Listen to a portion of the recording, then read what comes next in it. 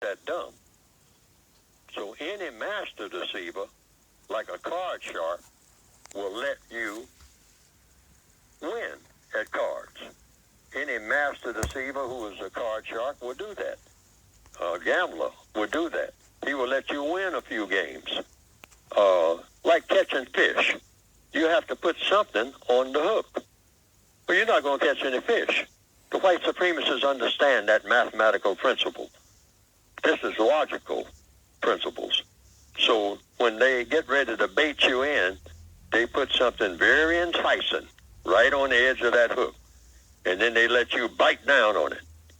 And then that's why they have reels on fishing poles. And they just let you play it on out. Let you play it on out. Let you think you're getting away with something.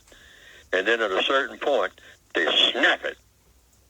And the next thing you know, you find yourself in the boat, thrashing around, screaming for mercy. Because they are master deceivers. Nobody had beat them at that. And they do that in every area of activity, 24/7, all over the planet, as we speak right now. That's why they're the most powerful people that the world has ever seen. No one has come up with a formula yet to beat the system of white supremacy. Everybody, including white people who say that they're trying to get rid of it, have walked up to the edge and wrestled with it for a little while, and then walked away throwing up both hands saying, I don't know what to do. I mean, it's just too great. The system is just all over the place. It's just too big. I don't know what to do about racism. I don't think anybody can ever do anything about it. I've heard some black people say it's exactly that it can't be done. But I don't say that. Why? Based on logic. Because logic says that anything that people put together, people can take apart. If people put it together, people can take it apart. And racism was put together by people. Wasn't put together by anybody else. All right. A.O., you got a follow-up? Yes, I do. In every civilization comes to an end. It happened during Egyptian times. It happened during the history's always showed civilization coming to an end. Now, since all of this deception and destruction is now being exposed, and people all over the world are beginning to see just how demonic this system is, and it requires, as you said, deception and weaponry in order for it to work. Do you think that we may be watching the beginning of the end, or the end of this system being destroyed? I don't know. I do know that it's not done until it's done. See, in other words, it's the law of inertia.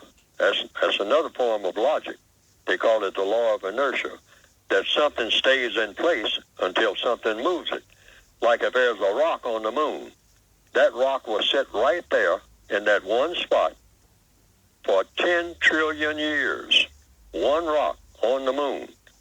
But then one person can walk right up to it, and a rock that's been sitting in one place for 10 trillion years, that person can pick up that rock and throw it 3 or 4 or 5 feet away, or a dozen yards away, and it hasn't moved in 10 trillion years. All right, hold that thought there, Dr. Fuller. We got to take a quick break and check the traffic one more time. I'll let you finish your thought on the other side. Ayo, I thank you for your call, reaching out to us from Chicago. 800-450-7876. You too can join the discussions. We'll take your calls after the traffic and weather update on AM 1450 and FM 95.9. WOL, where information is power. Thanks for staying with us on the second day of Kwanzaa, Kuchikalia. I just want to remind you, coming up before the end of the week, geopolitical analyst Craig Hewlett's going to be here. He's going to tell us what's on the horizon for the Trump administration globally. 800-450-7876. Speak to our guest, Dr. Neely Fuller Jr. We're giving another class in racism, white supremacy. Says if you don't understand that system, everything else that you think you understand it entails will just totally confuse you. We got a lot of confused folks out here, so I want you to listen very, very carefully. Dr. Fuller, I'm going to let you finish up what you were saying before we left for the break, and we got some folks who've got questions for you. Yes, and so the way that they do it, if I'm really in line with answering the question, they have a code, because you can't keep something going this long and this efficiently unless you iron out all the glitches. And they have done that in record time. The white supremacists make very few mistakes. That's why they are the most successful religion and most successful political system ever devised in the minds of people. But the question was, how can you undo it? Well, you have to have a counter code. You just can't stand there and look at it, because just like that rock on the moon, it will sit there for the next trillion years. It will just keep running. So what we call black culture, as it stands now, has to be greatly overhauled. What is culture? Culture is nothing but what you do. If you just walk across the street, that's your culture. Why? Because you're walking across the street. It's just that simple. Culture is whatever you are doing at the moment that you are doing it. If you are carjacking someone at the airport, and you're carjacking someone at the airport, it's not rocket science. This thing about culture is being something that you find in a box about 15 feet away from the Great Pyramid, up under the ground, and you go there and you dig and you come up with something in a box, and it's some bones and some what you might call artifacts that are going into the African American Museum at some time or another, and you say, oh, here we have it. Eureka. We finally found it. We are now saved because we now have the answer to our prayers. We have black culture. And the white supremacists look at black people who think that way, and they laugh like you wouldn't believe, because they know that culture is nothing but whatever it is that you're doing at the moment that you're doing it, and that's all it's ever been, and that's all it ever will be for any people. And if it's a black person going down the river in a canoe, that's black culture, because that black person is going down the river in a canoe. The minute that black person gets out of that canoe and starts walking across dry land, then a black person rowing a canoe is not black culture. The black person is now walking across the land. So that's black culture. Why? Because it's a black person doing it at the moment that they're doing it. Now, what a white supremacist understands is that if you're white, you practice white supremacy 24/7. That's why white culture, known as white supremacy, is the most powerful culture that the world has ever seen. Black people worldwide are just reacting to the most powerful culture on the planet. And the most powerful culture on the planet is the system of white supremacy. So what is this reaction? It's primitive, it's pitiful, it's stupid, and it's silly. Primitive, pitiful, stupid, and silly. Why is black culture that? Because it's not successful against the system of white supremacy. Sorry about that. It stomps on our feelings to say that. It stomps on my own feelings to have to say that. But any person who is ever going to be successful in doing anything, the first step toward being successful in doing anything is to recognize when what you are doing isn't working. So we have to examine every bit of what we call black culture and see if it works against white supremacy. Economics, education, entertainment, all of our entertainment. Does it do anything to dismantle white supremacy? We have to ask that question 24/7. We say we're going to entertain ourselves. We are black entertainers. Okay. White supremacy is non-constructive for non-white people. All right? It's non-constructive all the way around when you're talking about humanity. But specifically, it is non-constructive for non-white people.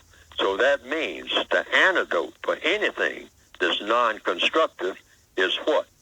Logically speaking, something that is constructive.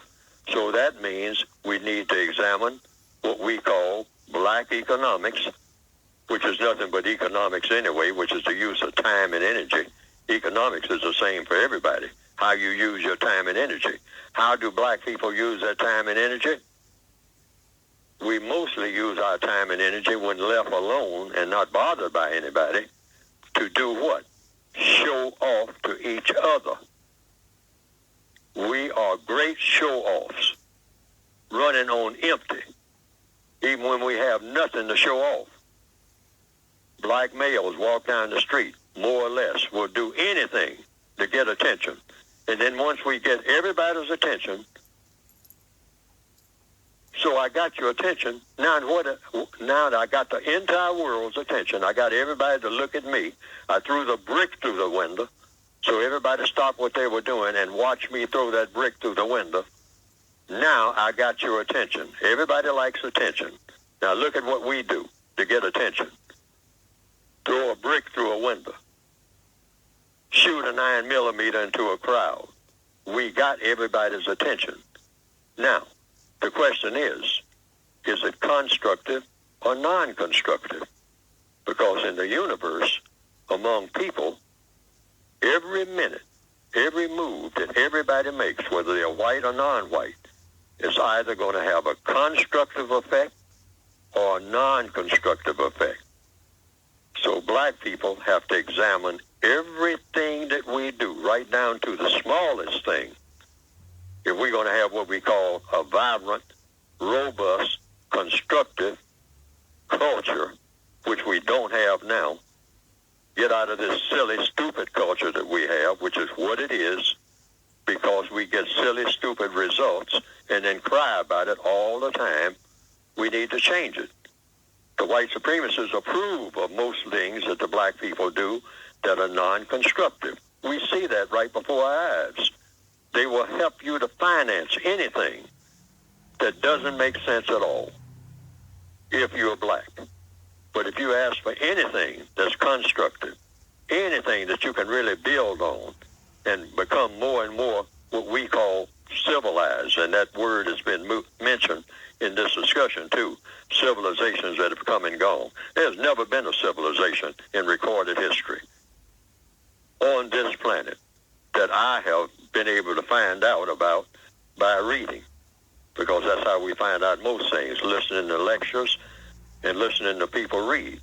They say Roman civilization, Greek civilization. There's never been a civilization. I read about the Romans and the Greeks. I see television programs about Romans and Greeks. You call that civilized? That's a question. Is that civilized?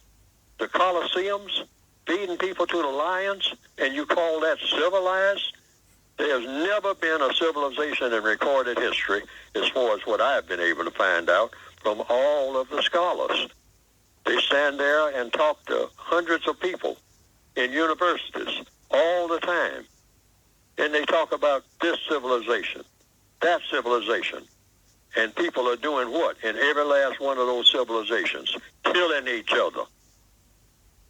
Now that shows you that's not a civilization at all right there. If anybody, just one person kills another person, you don't have a civilization. You don't have a civilization if anybody raises a hand against anybody else in a destructive way. You raise your hand to help someone. That's what you call a civilization. So we got to get away from these Mickey Mouse civilizations that we call civilizations and get a real one for a change. And the whole world will be different. And that's what black people should try to be. We should try to go from what we are, people with some of the worst reputations in the world, to the very best, universal man and universal woman at their universal best. Got it. 800-450-7876. Got a bunch of folks want to talk to you. Dr. Neely Fuller Jr. from all across the country. We'll start on line 2. Paul's calling from New York. Paul, you're on with Neely Fuller Jr. Yes, I want to ask a quick question.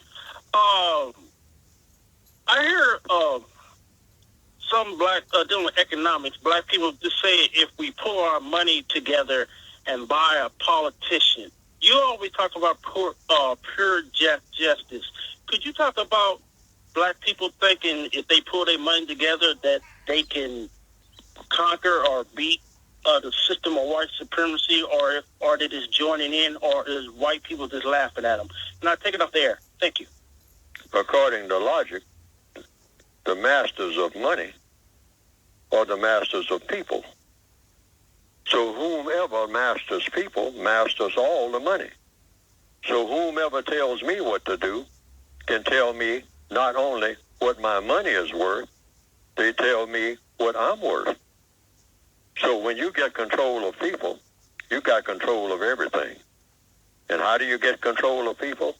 You get control of people mostly through their minds. Every slave owner knows that. This is why the slave owner always watched that slave who was trying to learn something. Because a slave who's trying to learn something is potentially not going to be a slave. And a slave master knows that. So that slave that's always dancing and grinning and turning flips and everything is funny, or he'll fly off the handle about almost nothing. Somebody says just something, that sounds like an insult, and he's ready to declare all-out war on people who probably didn't even mean any harm or something like that, makes a big thing out of nothing. That's the kind of person that makes an excellent slave in the long run. And that's what every slave owner, every master of another person wants. Not one who's trying to find out things, always curious about learning, not walking around acting like he or she knows everything. The slave master always likes a slave that thinks he already knows everything, can't tell him nothing. But that slave is always trying to look over the master's shoulder. Right. Dr. Fuller, hang on a second. I'll let you finish that on the other side. We've got to take a quick break here as we close to the top of the hour. 800-450-7876 to speak to Neely Fuller Jr. We'll take your calls after the short break on AM 1450 and FM 95.9 WOL, where information is power. Folks, our guest is Dr. Neely Fuller Jr. You've heard it referred to a lot by Dr. Wilson when she was here as our mentor, Neely Fuller Jr. He said, if you don't understand racism, white supremacy, then everything you think you understand will just confuse you. Again, the number to call to speak to him is 800-450-7876. And he's got a book out, too. It's got a long title. It's just called The Code. He'll tell you about the book. I'll make sure he tells you about the book before he leaves here. But so mention we got some folks who got questions for him. We'll start with line 3. Brother Amafika's calling us from West Palm Beach in Florida. Brother Amafika, you're on with Neely Fuller Jr. Yes, Brother Carl. Thank you for taking the call, and through you to Dr. Fuller. I do have a question I'd like to put to the doctor, but first I'd like to make a suggestion. I listened to the first hour when Dr. Karenga was your guest, and of course the second hour with Dr. Fuller. And the contrast between those two gentlemen's positions on race and culture is startling, to say the least. Having said that, I'd like to suggest that you consider perhaps at some point in the not too distant future inviting both gentlemen to be guests on your program at the same time so that we in the audience can hear them discuss their contrasting views on race and culture on the same program at the same time. Now, having said that, I'm sure that Dr. Fuller would agree that not everyone in the United States is a military person. Yet we do have a military, and the vast majority of America's citizens probably are strongly supportive of that military because they are perceived as being what protects the rank and file citizen against real and imagined threats or enemies or opponents, as the case may be. Similarly, at the local level, not everyone in a local jurisdiction is a policeman. But the vast majority, perhaps, of citizens in any locale tend to be supportive of the police establishment because they see them as that which protects them against real and imagined criminals and others who threaten their way of life. I would like to use that comparison to address Dr. Fuller and ask him to respond to it with respect to his statement that racism and white supremacy are essentially one and the same. He said on this program, for example, today, that racism is white supremacy and white supremacy is racism. I would posit to Dr. Fuller that is not true insofar as not all white people are racist, but all white people are white supremacists, comparable to the citizenry versus the military at the national level and the citizenry versus the police at the local level. I would like to ask Dr. Fuller to respond to that theory, that he might want to take a look at whether or not those two, racism and white supremacy, are in fact one and the same, or whether racists are a particularly acute and potentially violent element among the rank and file of white supremacists that make up the totality of white people. And I'll take the listen offline. Thank you. All right, thanks, Brother Mafika. Dr. Fuller? Well, that's the gentleman said quite a bit. I'll just say what I have written, and I'll just pick out parts of what he said and address that directly. According to what I have written in what I call the counter-racist code, which is in the book that I've written, that people can go to and get by going to producejustice.com. Anyone in the system of white supremacy who is classified as white, anyone who is able to be a white supremacist, probably is one. That's what you call counter-racist thinking. Based on what? Neely Fuller? No. Based on logic. Because in a system of white supremacy, somebody has to be a white supremacist. Otherwise, it doesn't exist. So the first thing, and I've talked to some black people about this, and the first thing I try to get straight, does white supremacy exist? Kick him out of the computer altogether. Because I have already concluded emphatically that white supremacy does exist. So now if it does exist, that means somebody has to be a white supremacist. So everything is supposed to be based on logic. Otherwise, it's not supposed to be in a counter-racist code at all. If it's not based on mathematics, if it's not based on logic, it's such a thing as social mathematics, political mathematics. I mean, it's all the same thing. Cause and effect. That's mathematics. That's all it is, cause and effect. Now, either you have a system of white supremacy or you don't. Now, once you accept the fact, and I say it is a fact, I say it's the truth, that you have a system of white supremacy called racism, and racism is white supremacy, I say someone has to be a white supremacist. That doesn't say that all white people are white supremacists. And I never say that. I never say that. I say that those who are, and those who are smarter and more powerful than those who aren't. And I say that any white person who is able, underline the word able, words are very important. Any white person who is able to be a white supremacist probably is one. Now, why do I say probably? Because I have no way of proving that a white person is a white supremacist. You pass white people every day. You work with them every day. Which one is a white supremacist? Which two are white supremacists? 2 out of 100. Which 10, 12, 15 out of 1,000, whatever. whatever the numbers are. If it's 10 people in a room, 5 of them black, 5 of them white. Which one of the 5 white people or white supremacists believe in mistreating people based on color? Because that's what racism is. Dominating and mistreating people based on color. That's what it is. Now, which one? Which 2? Which 3? Maybe none of them. So how can you tell? I don't know. There's no master list. So you do what? Logically speaking, you suspect that all of them could be. And that maybe none of them are.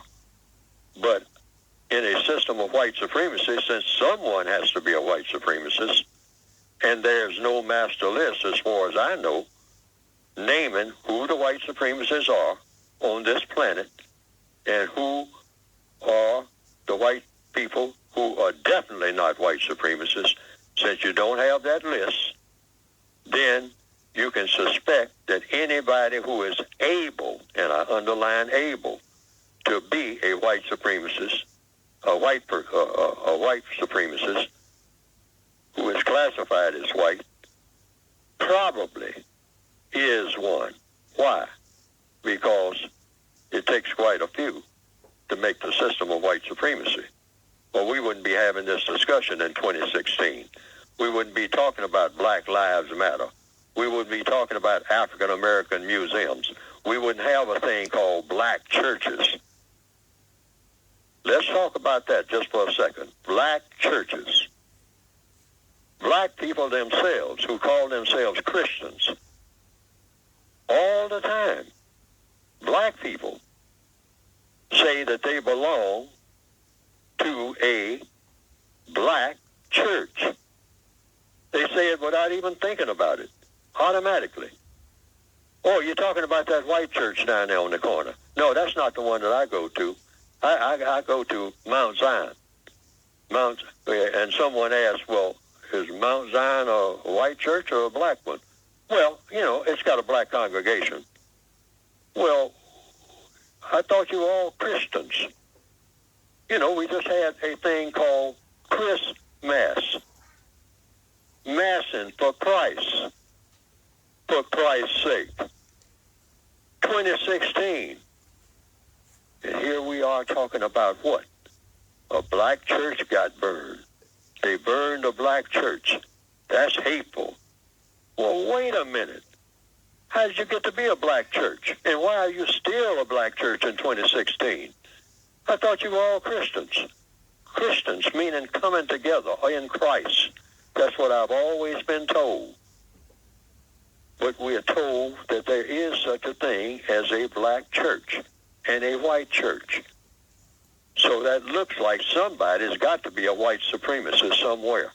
And not only that, just a few days ago or whatever, you might say, a white person is supposed to have been welcomed into a black church, and after being welcomed there, announced that he believed in white supremacy, somebody said, and proceeded to do what he thought ought to be done with a black congregation coming to worship Christ in a black church. But as a white man... Hang on a second, Doc. We got to take our last look at the traffic and weather in the DMV. I'll let you finish your thought on the other side. Right here on AM 1450 and FM 95.9 WOL, where information is power. Guest Neely Fuller Jr., 800-450-7876, discussing racism, white supremacy, another class, folks. And again, listen keenly to what he's saying. So, Dr. Fuller, I'm going to let you continue, and then we'll take some calls from you. We got Mike from Chicago, Kenneth in Orlando, and Jimmy in New York, the top 3 been holding for you. But I'm going to let you finish what you were saying before we left for the traffic and weather update. Yes. Now, the other thing was, someone said, the gentleman that called in, he said something about the person that was on the air before me, and that we should have a discussion because we were having different points of view. Now, what I have written is called the United Independent Compensatory Code, and a part of that code, I invented something called VGQ, which means Victims Guaranteed Qualification. What does that mean? That means that every non-white person has the privilege, you might say, or the duty, whatever word you want to use, to say, underline say, whatever he or she wants to say about race, racism, and or counter-racism. Has the duty to do that. Why? That's why do I call it victims guaranteed qualification? Because you're qualified to say what you want to about your victimization. My book is written, one of the subtitles is, or complementary titles is, Textbook Workbook for Thought, Speech, and Action for Victims of White Supremacy. So I say that I am a victim of white supremacy. There are a lot of black people who would say, well, I'm no victim. I ain't nobody's victim. I ain't going to call myself no victim. I'm a man, or I'm a woman, and I ain't nobody's victim. Don't call me no victim. So you call yourself by whatever you want to call yourself. But the record kind of shows that on a day-to-day basis in the system of white supremacists, what you will function as being is whatever the white supremacists say that you will function as being. Now, why do I say that? Why do I say victims guaranteed qualification? So that black people, for once and forever, for the future, will stop arguing with each other about their victimization. Because that's what usually happens in debates between black people when they get together and start saying, well, I'm going to give you my view on our situation. And then the next thing you know, they're arguing with each other and might even have a big falling out. And what comes from that, mathematically, I'm talking about using logic now, is absolutely nothing of constructive value. So the BGQ factor says that whatever a black person says about his or her view about racism, to me, is acceptable to me. I don't care what it is. Even if they say racism doesn't exist, I'm not going to argue with them. All arguments between victims should stop right this minute. Every argument about race, racism, or counter-racism. Counter-racism means what to do about it. No, whatever you think should be done about it, do it. And try to get somebody else to do it if you can, if you think that that's the way to go.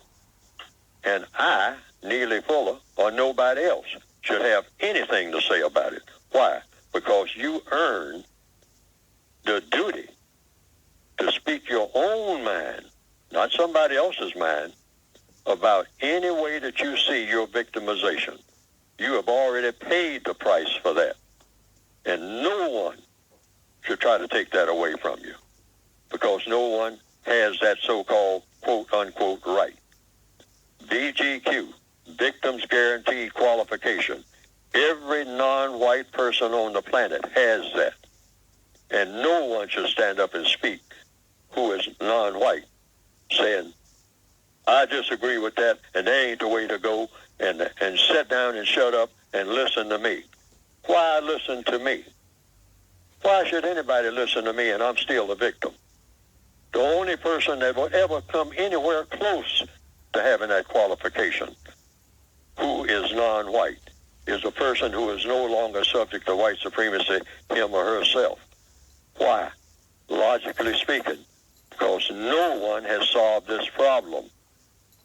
So how can one person disagree with another person about what the solution is when no one says or has proven that he or she has the solution?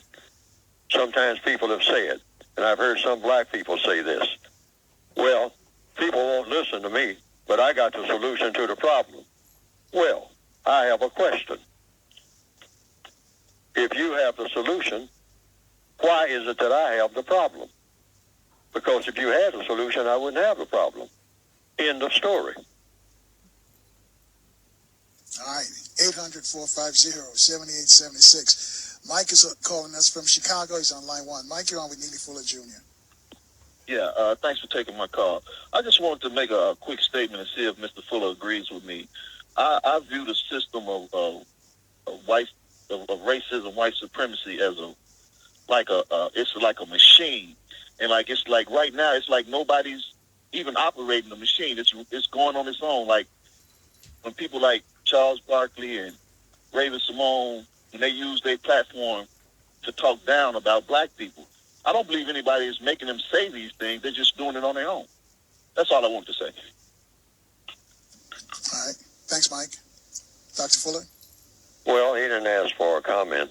He didn't, VGQ, that's his opinion. So that's how VGQ works. I listen to that, and I tell other people, listen to it, and value it for what? Is it constructive to say what he said, or is it non-constructive? You make up your own mind. Every victim should do that. Everybody on the planet who heard what he just said. Everybody on the planet who hears what I say. Listen to it. Make up your own mind. Why? But don't buy into it, anything that anybody says. Why? Because no one has proven that what they say about what to do about racism has worked. Because nothing has worked. Nothing has worked. The system of white supremacy is still here. So any player can play. Anybody who steps up to the table can be listened to and should be listened to. You never can tell when somebody will step up with a eureka moment. Somebody come out of the hills, somebody come out of the woods, somebody who everybody says is the dumbest person in the world might step forward and say, hey, I discovered something that everybody else has overlooked. And that person may have the solution. So up until then, VGQ, Victims Guaranteed Qualification. All right. 800-450-7876, line 5. Kenneth is calling us from Orlando. Kenneth, you're on with Dr. Neely Fuller Jr. Yes, it's a pleasure talking to you all, and thanks a lot. My question is this. As we talk about white supremacy day after day and talk about what it's doing, but at the end of the day, we want to run right back into white supremacy.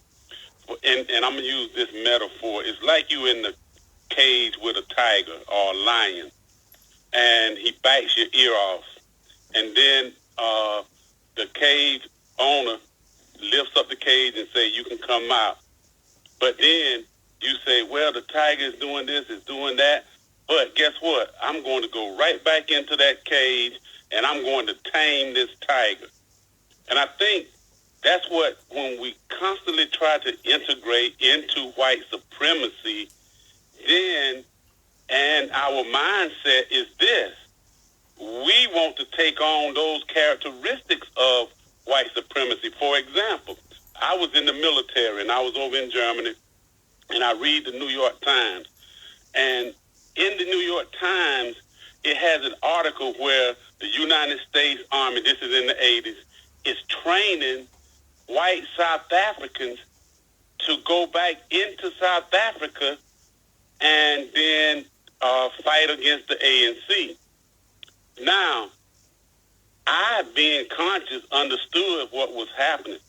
But unfortunately, so many soldiers in the U.S. military could not comprehend what is happening. Another example, this black president, in defense of white supremacy, sends troops into Libya to kill Muammar Gaddafi. Well, he didn't send troops, but he's backing rebels or things like that to kill Gaddafi. But he feels like he's done something without realizing that he is perpetuating white supremacy. Okay? So we talk and talk and talk about white supremacy, but at the end of the day, we want to defend and uphold white supremacy. We have thousands and thousands of black military men and women in this white supremacy army going to war, dying for the very thing that we talk about day in and day out. And so until we come and realize that we have to distance ourselves from this, we play into the hands of white supremacy. Right. I tell you what, Ken, I think we got the gist of what you're saying because we got a break coming up. And on the other side, I'm going to let Dr. Fuller respond to what you just said, but I thank you for your call. It's Kenneth calling us from Orlando. Folks, you too can join the discussion. Reach out to us at 800. Rolling with us, our guest is Neely Fuller Jr., is Dr. Welting's mentor. And if she was here, her response would be that, most folks, whether consciously or subconsciously, are not trying to end the system of racism and white supremacy. They're just trying to get a better spot. So maybe that would be the answer she would give. But we want to find out what Dr. Neely Fuller says to Kenneth's question out of Orlando. Dr. Fuller? Well, what I do is just talk about what I've written based on what I say is logic. There is a system of white supremacy in place.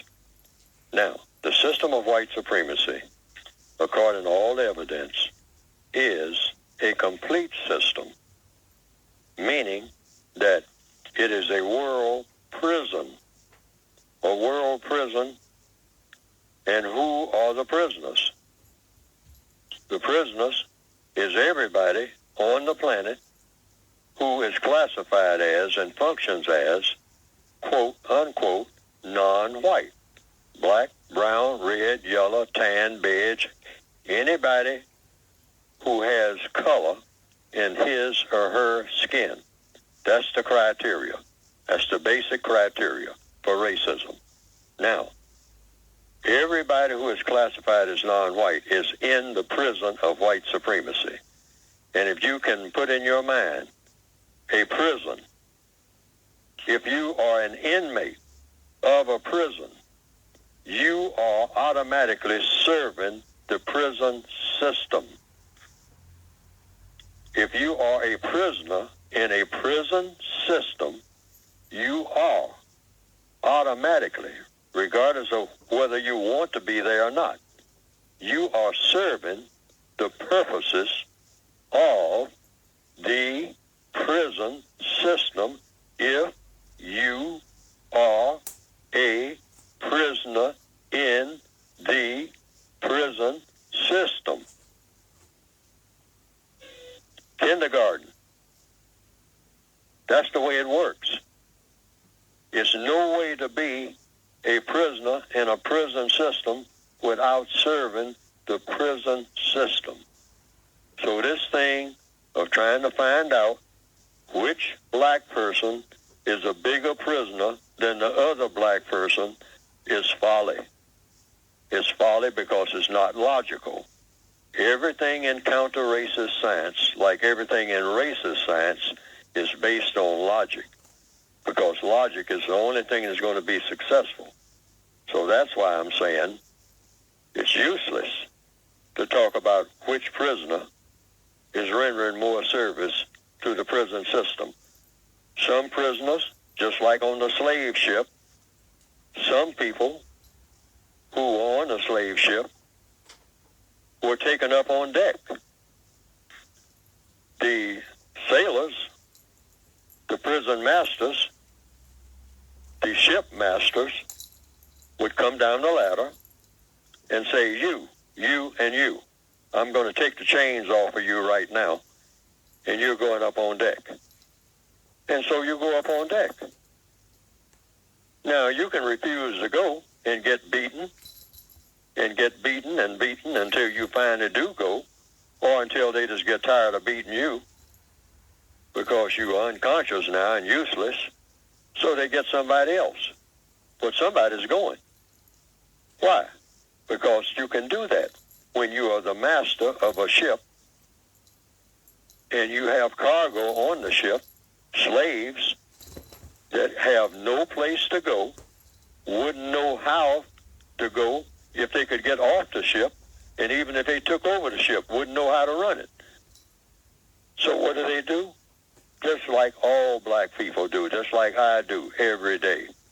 Do what the slave master tells me to do.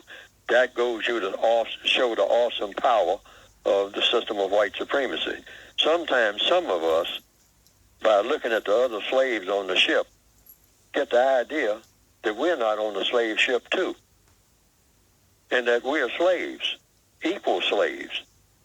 Now, sometimes we get the impression that we're not, because I still give that slave ship analogy, making it the prison analogy, because it's the same thing. Prison, slaves, prison, same thing. All right.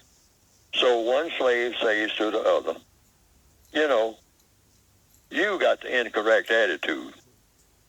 We're both slaves, but you don't have any dignity. And the other slaves says, yeah, you say that I'm silly. Say, yeah, you're silly and I'm dignified. So that raises a question based on logic. What is the difference between a dignified slave and a silly one? And the answer is, one is dignified and one is silly. And that's the only difference. 800-450-7876. Jimmy's calling us on line 2 from New York. Jimmy, on with Dr. Neely Fuller Jr. Hey, Carl. And it's great to speak with Mr. Fuller. How you doing, sir? Still learning. Great answer. Dr. Fuller, I have a question for you, but I want to first mention something. Jimmy, can you get closer to that phone? You seem kind of distant. Okay. How's that? Yeah, that's much better. White supremacy that we are presently under, and it has been for a long time. It's really and Mr. Fuller, you can if you want, you can comment on this, but it all started with the Crusade. The Crusaders that went into Africa. They were under contract. They're under that same contract that puts them in a favorite group position. The only difference is here in America, luckily, thank God, we're not facing that kind of violence from these people, And, someone mentioned earlier about nothing can break white supremacy. Well, for me, Al-Islam did it quite well. But I was always, even as a young person, just minding my own business, wanting to get along with everybody. Al-Islam just kind of like enhanced that for me. So, I think a lot of that. And unfortunately, the media machine did such a terrific job on especially blacks in America, that they're not going to touch it, right? And that's too bad for them. But my question, sir, is what method can be used to break the mental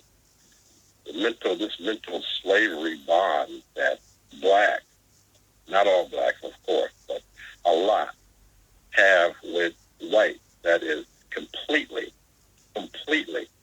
irrational. And I don't think the blacks feel that they have any place else to go, sir. So it's like, what other method is there for these people that obviously can't see the damage that it has done and is doing to an entire race of people in one single country alone? All right, let's give him a chance to respond, because I know we're moving up close to If I a bunch of understand the folks. question. Do you understand the question? And what do you do about racism? I mean, keep it simple. What do you do about racism? Okay, you study how racism is put together. That's why I put it in the front of the book. If you don't understand white supremacy, what it is and how it works, everything else that you understand will confuse you. That's a guarantee. So we are confused people. Now, what is the antidote for confusion, logically speaking? Anywhere in the universe, on the moon. What's the antidote for confusion? If you're confused, you're on the moon. and you don't want to be on the moon. You want to go somewhere else. What's the antidote? You learn how to get off of the moon. So you always study where you are. You study the people. If someone is doing something to harm you, the first thing you do is not study the other person that is harmed, which we are very good at. Black people are very good at studying each other, which is why we don't learn anything else. But we don't pay attention to the people who tell us what to do. So you study them and see how they have put what they do together. And that's all you got to do is just look. You're looking right at them. That's why I put it in the textbook for victims of white supremacy. The white supremacists are the most familiar mystery to black people in existence. What do I mean by familiar mystery? Meaning you're looking right at people every day and you know nothing about them. But they know everything about you. Your economics, your education, your entertainment. They know what will make you laugh, what will make you cry. They know what to say to you to make you go off and get fired tomorrow off your job. They know exactly what words to say to make a black person lose his or her temper. I've seen it happen. Many people who are listening have seen it happen. Many people who are listening, it's going to happen to them. Why? Because they don't know how the game is played. You have to study your opponent. The slave that's always studying the master is not going to be a slave very long. Out of all the slaves on the plantation playing banjo and all of that, that slave is always watching every move that the master makes. The master is aware of that. Tell you what, hold that thought right there, Dr. Fuller. That slave. Hold that thought right there, because we've got to take our last break. Folks, thanks for staying with us, folks. Just before we get back to Dr. Neely Fuller Jr., just want to remind you, geopolitical analyst Craig Hewlett's going to be here before the end of the week and talk about what's going on across this planet, especially now that Donald Trump seems to be on his way to the White House. You don't want to miss this conversation with geopolitical analyst Craig Hewlett. Neely Fuller Jr., before we take another call for you, can you tell folks how they can get a copy of your book and the title of your book? Very simple. Go directly to producejustice.com. That's like in production, because that's what we're supposed to be replacing the system of white supremacy with, a product called justice. It doesn't exist. We have to bring that into existence, guaranteeing that no person is mistreated and guaranteeing that the person who needs help the most gets the most constructive help. That's every person, white and non-white. But you go to producejustice.com, producejustice.com, and what will come up on the screen is a brief description of a basic textbook. Really, it's two books there, but actually it's one book. I always say one problem, one book, because I wrote the book with the intention of actually solving the race problem. Actually solving it. Not just going through another exercise of talking about it, but actually coming up with step by step what individual people can do to solve the race problem just by doing simple things each and every day at their own pace, at their own choice. That's what the book is intended to do. Now, I can't prove that the book will do that until it's actually done, but that's what I wrote it for. I say we should stop playing with the race problem, both white people and non-white people, because that's what we've been doing. We've been playing with it. We got to get serious, make it a total priority, make it our reason for being on the planet, solve the race problem, and produce a product called justice in its place. That's producejustice.com. And what will come up on the screen is a brief description of the basic textbook and an additional word guide, which is really just an addition to the basic textbook. Shows you how to use words, how not to use words, what questions asked when certain words are used, et cetera, et cetera, et cetera. But that's producejustice.com. All right, 800 800-450-7876. Line 3, Mr. Reed's calling us from the district. Mr. Reed, you're on with Neely Fuller Jr. And you appear to be an intelligent woman. All right, so Mr. Reed's not ready, waiting for us. Let's go to line 4. Elaine's calling from Fredericksburg in Virginia. Elaine, you're on with Neely Fuller Jr. Okay, hi. I have one particular question. He mentioned earlier that the Indians were baited in by alcohol, and that black people are being baited. I hope I'm correct, that are being baited in by sex and religion. Could you expound on that a little bit? Because I want to make sure that I'm not walking in, we're on the same page and I'm not in left field. So I'll let you explain that. Oh, the white supremacists use anything. First of all, they, like anyone who is going to seduce or misuse anyone, the first thing you do is study the person that you're going to misuse. And you find out what his or her weaknesses are. That's the first thing you do. That's the first thing a general does if he or she is competent in being a general, a military person. Study the people that you're going to attack. Study the people that you're going to conquer. That's logical. Like I say, always follow the logic. The logic came with the universe. Cause and effect. Cause and effect. Don't turn loose to that. So the first thing you do, you don't just walk blindly in any situation and start doing things, without raising questions. That's the main thing. All problems in the universe are solved through what? The process of questions and answers. The process of questions and answers. So what the white supremacists do, they go among any people and they start studying the things that you like, the things that you don't like. They start studying what your strengths are, because everybody has something that makes them strong. Everybody. Even a blind person will have something that's what I call the law of compensation, which is in the title of my book. The United Independent Compensatory Code System concept. The law of compensation, meaning if you can't do one thing, you can do another. So if you are going to interact with a person for constructive reasons or for non-constructive reasons, first thing you do is study the person. Study their strengths, study their weaknesses, study what makes them laugh, study what makes them cry. And then, if you are a conqueror, you go into your act.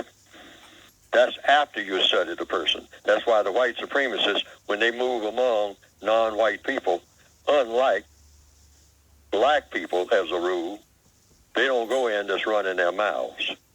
They go in quietly. You hardly know that they're there.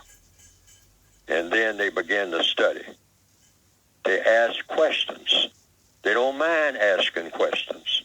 They don't come in acting like they know everything, because they know that they don't. But they're going to find out because you are going to tell them.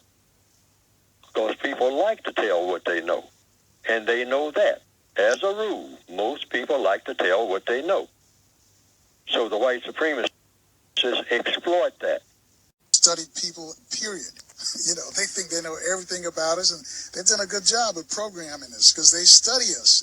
And you just look at TV, a daytime TV. Easily get fired, which is exactly what the white supremacists intended for them to do that day when they came in. See, I know how to make him mad and call the boss MF, which is our national anthem. All right? We think that's the solution to everything. 800-450-7876. Line 5, Rob's calling us from Kansas City in Missouri. Rob, you're with Neely Fuller Jr. Hey, how you doing, Carl and Mr. Fuller? Hello? Good. Still learning. Mr. Fuller, I've made this statement before on the air. I'm going to make it again. There's a scripture, 1 Peter chapter 3, verses 18 through 20. It says, for Christ hath once suffered the just for the unjust, so that he may bring us to God, by which he also went and preached to those spirits that were in prison, which were sometimes disobedient, What we don't really understand, Mr. Fuller, is that this prison in this scripture is the same prison that you talk about each and every time you come on this radio show. That prison in this scripture is America. And we, the black men and the black women of America, we are those spirits that are in that prison in that scripture, which were sometimes disobedient. Now, that's the bad news. The good news is that the Christ mentioned in the book of Revelations, whose head and hair was white like wool, with a garment down to the foot, with a golden girdle around the paps, has already entered into this prison to preach and to teach a people who are lawbreakers the law. Because the thing is, when you break the laws of God, you go to prison. Now, I know a lot of theologists, people who've gone and got their degrees, say, no, that's not talking about us. But wait a minute. If Christ is a man, why would he be in a prison talking to entities that have no physical existence? No, these are people. These are those spirits in that scripture are the black man and the black woman of America. And all the information in that prison is designed to keep you in prison. All the educational systems that the people who run this prison in that scripture are designed to keep you in prison. So, I mean, I know a lot of people don't understand where I'm coming from, but I just had to put that out there. All right, Rob, let's give him a chance to respond. Thank you for your call. Dr. Fuller? Well, that's VGQ, Victims Guaranteed Qualification. Everybody who heard what the gentleman said should evaluate what he said, and if there's anything constructive in it, just like if there's anything constructive in anything that I've said or anybody else says, white or non-white, anywhere on the planet, listen and use what is constructive for constructive purposes. And if you can't use any of it or some of it or whatever, that's your choice. That's the United Independent factor. But I would like to say this about the use of the term America. Just from an opinion and what I've written in my writings in the textbook for victims of racism, America is a concept. And do not ever, this is my suggestion in the book, associate the term America with racism in any way, form, or fashion. Why? Because it's not true. You always go with the truth. The white supremacists go with falsehood. America is a concept. What is that concept? The same concept as the word justice. The word America means the same thing as the word justice. Not by historical precedent about being named after a person, but I'm talking about an idea. Like when Gandhi was asked, Mr. Gandhi, talking about Western civilization. I understand, I read somewhere that Mohandas Gandhi was asked, Mr. Gandhi, what do you think about Western civilization? And Mr. Gandhi reportedly responded by saying, I think it sounds like a good idea. Now, that's what America is. It always has been.